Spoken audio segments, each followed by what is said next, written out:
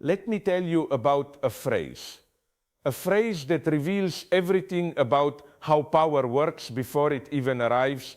On January 7th, 2025, 2 weeks before Donald Trump's inauguration, Mark Zuckerberg released a video announcing that Meta, Facebook, Instagram, Threads would end its fact-checking program. Completely end it, not reform it, not adjust it, end it, replace professional fact-checkers with community notes, move content moderation teams from California to Texas, stop demoting content flagged as false, let misinformation spread freely in name of free expression. And when asked if Trump's threats influenced this decision, Trump said, probably not no. This is principle, not we made independent decision. Probably yes.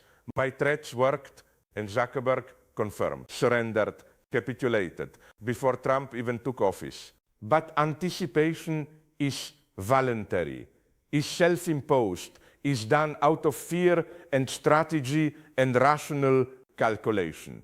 Trump might regulate us. Trump might investigate us.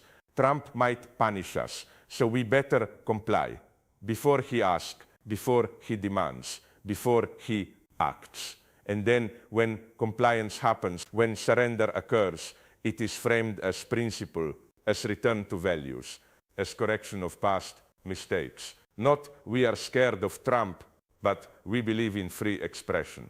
Not we are capitulating, but we are returning to our roots. The surrender disguises itself as conviction. The fear presents itself as courage. The anticipatory obedience calls itself principle. And Trump confirms this. When asked if his threats worked, he says, probably, yes, I scared them, and they surrendered, not even pretending this was independent decision, not claiming Zuckerberg acted from conscience, just my threats worked, my power worked, my intimidation worked. And this confirmation reveals the game, reveals that everyone knows this is capitulation, that everyone understands this is surrender.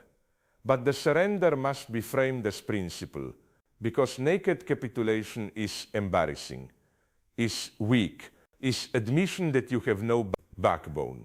So you invent principled justification, invent narrative of returning to free expression, invent story where you are not surrendering but correcting course. And the beautiful part, the ideologically perfect part, is that this narrative convinces even those who surrender.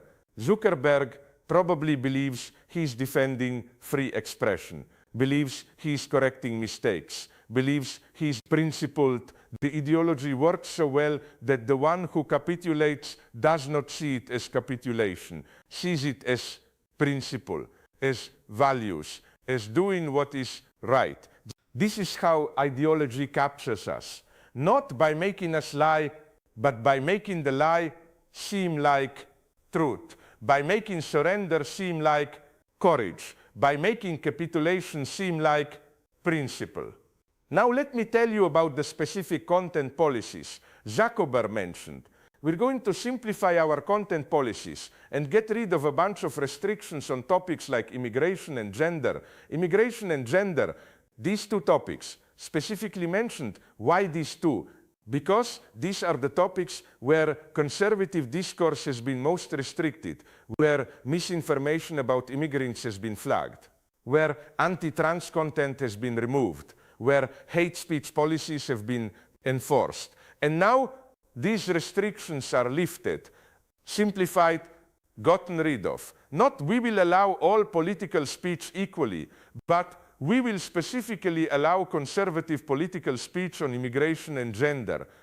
The change is directional, is targeted, is designed to benefit specific perspective.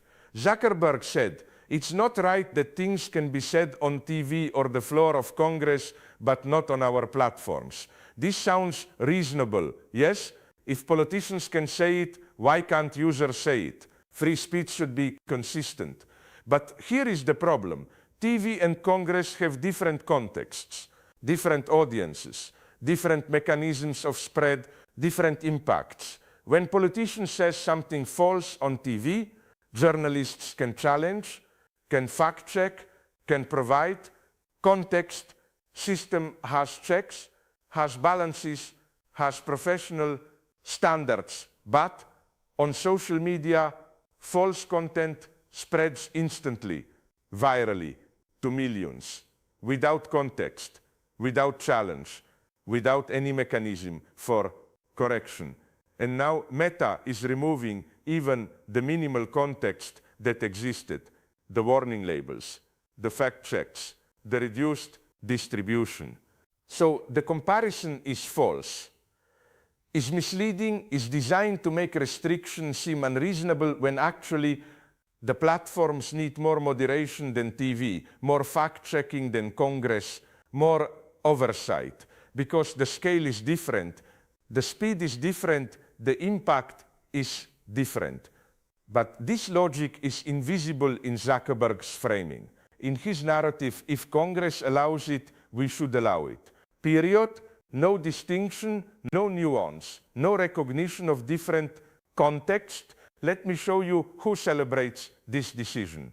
Because the celebration reveals the politics. Conservative politicians celebrated, called it victory, called it end of censorship, called it finally treating conservatives fairly. Trump said he watched the announcement and thought it was very impressive. Said Meta has come a long way. Said Zuckerberg is finally learning.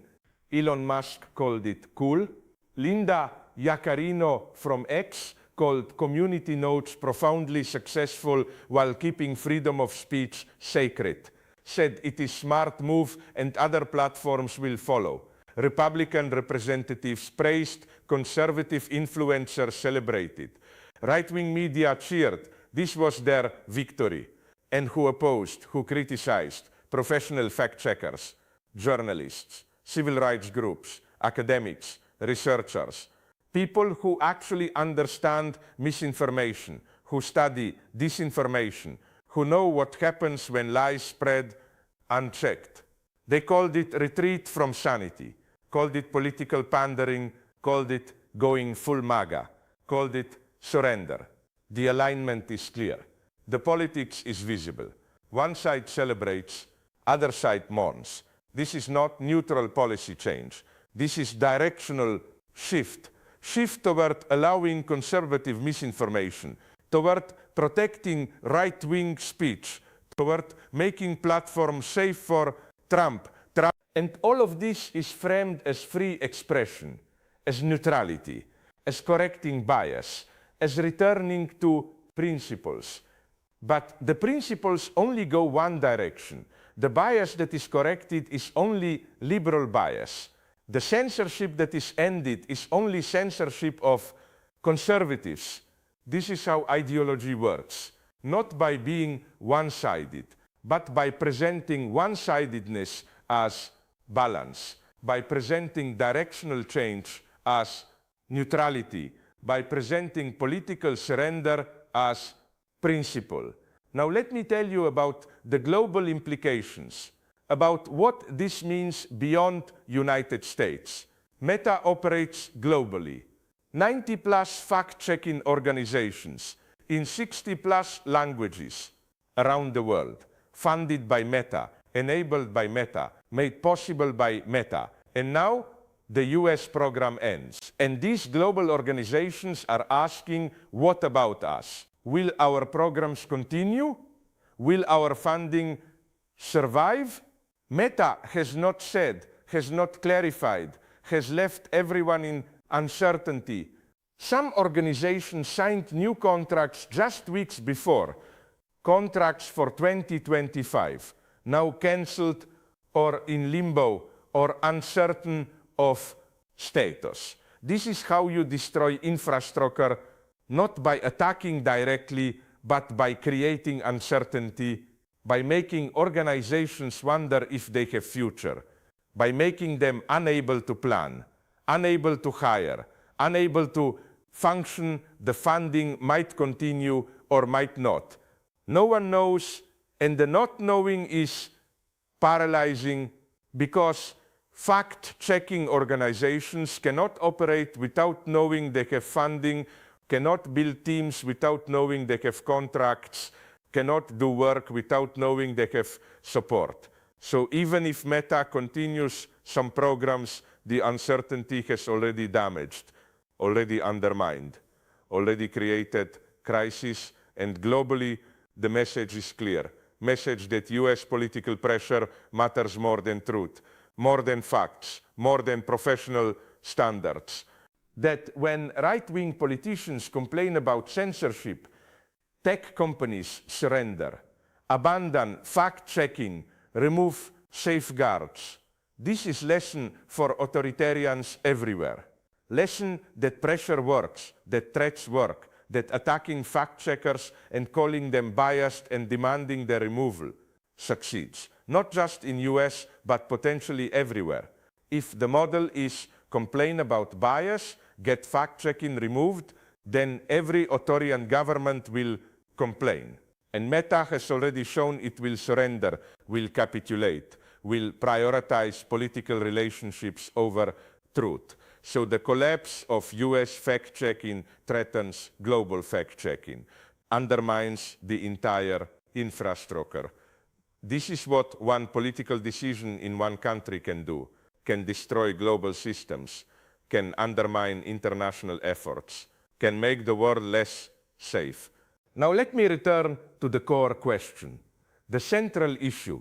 What does this reveal about free expression, about truth, about how power works? Zuckerberg frames this as defense of free expression, as removing censorship, as letting people speak freely, as restoring freedom. But what is actually happening?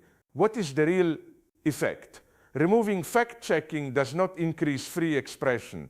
It increases successful lies, increases viral misinformation, increases the ability of powerful actors to spread false narratives without consequence. This is not more freedom. This is more successful manipulation, because free expression is not just ability to speak. Free expression requires informed audience, requires people who can distinguish truth from lies, requires context and fact-checking and systems that help people understand. Without these systems, you do not have free expression. You have manipulated expression. You have discourse dominated by those who lie most effectively, by those who spread misinformation most virally.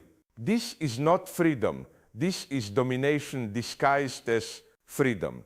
And the ones who benefit most from removing fact-checking, not ordinary users, not people seeking truth, but powerful actors, politicians, propagandists, those who have most to gain from spreading lies. Trump benefits, right-wing influencers benefit, those who spread anti-immigrant lies benefit, those who spread anti-trans misinformation benefit, those whose speech was restricted by fact-checking benefit. But what about everyone else? What about people trying to find accurate information, trying to understand what is true, trying to navigate a world filled with all lies? They lose. They lose the minimal safeguards that existed, the warning labels, the fact checks, the context. They lose ability to distinguish truth from lies. And this loss is framed as their liberation, as restoring their freedom, as giving them back their voice. But they did not lose voice. They lost ability to hear truth, lost ability to identify lies, lost ability to navigate information landscape. This is Orwellian perfection, where losing ability to identify truth is called freedom, where removing safeguards is called liberation, where making you more vulnerable to lies is called empowerment. And the beautiful ideological operation is those who lose most will celebrate most, will feel liberated, will feel their freedom has been restored because the ideology works, because the framing works, because censorship has been called censorship so effectively that removing it feels like freedom. Even though what you are getting is not freedom, is vulnerability, is exposure, is domination by those who lie most effectively. Let me tell you what this means for Trump's second term, because this is just beginning. Trump is not yet president when this happened, has not yet taken office, has not yet implemented any policies, but already tech companies are surrendering, already anticipating, already obeying. What happens when he actually has power? When he actually controls regulatory agencies? When he actually can punish if anticipatory obedience happens before power? What happens when power is real? The surrender will accelerate, the capitulation will deepen, the abandonment of standards will become complete, because the lesson tech companies are learning is Trump's threats work, compliance avoids punishment, surrender is rational. So why wait for threats? Why wait for demands? Just anticipate, just comply, just do what Trump wants before he asks for it. This is how authoritarian systems function most effectively, not through constant commands, through anticipated obedience, through subjects who regulate themselves, who censor themselves, who surrender themselves. And the tech companies are perfect subjects, are rational actors, are calculating machines that understand compliance is cheaper than resistance, surrender is safer than defiance. So they surrender and frame it as principle and call it free expression and present it as values. And the authoritarian does not even need to do anything, does not need to pass laws, does not need to threaten, just needs to exist, just needs to be known as someone who punishes, who takes revenge, who remembers. And the system regulates itself, anticipates, obeys before being told. This is the free speech you must accept. Not free speech as principle, but free speech as surrender, as capitulation, as anticipatory obedience to authoritarian power. Free speech where fact-checking is censorship, where adding context is restriction, where professional standards are bias. Free speech where lies spread freely, where misinformation thrives, where truth is whatever community agrees to call truth. Free speech where powerful actors benefit, where authoritarians win, where ordinary people lose ability to distinguish truth from lies. And all of these called liberation, called freedom, called return to principles. This is ideological perfection, where surrender is courage, where capitulation is conviction, where losing ability to know truth is called empowerment. Welcome to the free speech you must accept, the free speech of anticipatory obedience, the free speech of authoritarian compliance, where Mark Zuckerberg surrenders to Donald Trump before Trump even takes office, where tech companies abandon fact-checking before being told to, where systems that protect truth are dismantled in name of freedom. And when you ask why this happened, when you question the timing, when you note that Trump's threats worked, the answer is simple. Probably, yes, the threats worked, the anticipation succeeded, the obedience was voluntary. And that makes it perfect, because voluntary obedience is most effective. You are not forced, you chose, you decided, you acted from, and principle is surrender to power before power arrives. Obey authority before authority demands. Give up truth in name of freedom. This is the free speech you must accept, not because you are forced, but because you have learned, because you anticipate, because you understand.